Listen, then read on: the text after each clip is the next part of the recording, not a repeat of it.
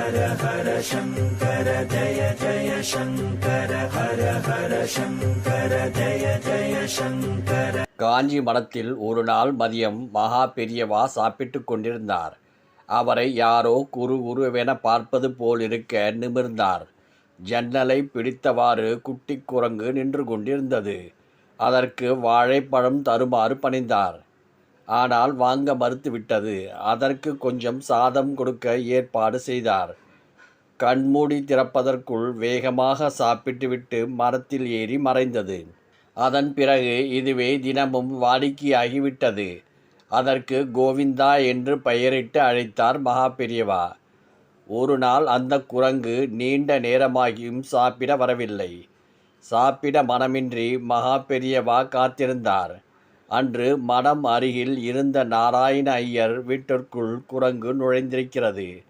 அதை கவனிக்காத ஐயர் கதவை பூட்டிவிட்டு மடத்திற்கு வந்துவிட்டார். தான் புதிதாக வாங்கிய நிலத்தின் பத்திரத்தை பெரியவாளிடம் கொடுத்து ஆசி பெறுவது அவரின் நோக்கம். பெரியவாளிடம் பத்திரத்தை கொடுப்பதற்காக பைக்குள் கையை விட்டார் நாராயணய்யர். ஆனால் பத்திரம் காணவில்லை.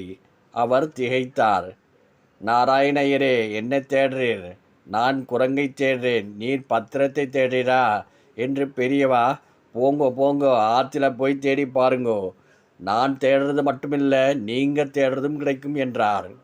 விறு என வீட்டுக்கு வந்த ஐயர் கதவை திறக்க சரேரென குரங்கு ஒரு பையுடன் ஓடுவதைக் கண்டார். அதில் பத்திரத்தை வைத்தது நினைவிற்கு வந்தது.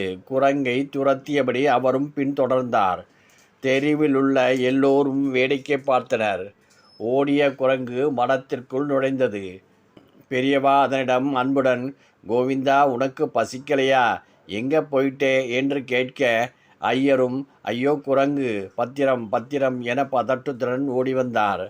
மகா பெரியவா அவரிடம், பயப்படாதீங்கோ, குரங்கும் பத்திரமாயிருக்கு, அதன் கையில் பத்திரமும் பத்திரமாயிருக்கு என்று சொல்ல அங்கே ஒரே சிரிப்பு வெடி. அதன் பின் அதன் முன் குரங்கு போட்ட பத்திரத்தை எடுத்த மகா பெரியவா ஐயரிடம் வழங்கி ஆசையளித்தார். பெரியவா சரணம். உலகத்தில் எறும்பிலிருந்து எல்லோருக்குள்ளேயும் ஒரே ஆத்மா தான் இருக்கு. நாம் நம்மை நேசிக்கிற மாதிரி எல்லா ஜீவராசிகளையும் நேசிக்க வேண்டும். அப்போது நம்ம வாழ்க்கையில் எதிரிகளே இருக்க மாட்டா, இயற்கை வசப்படும்.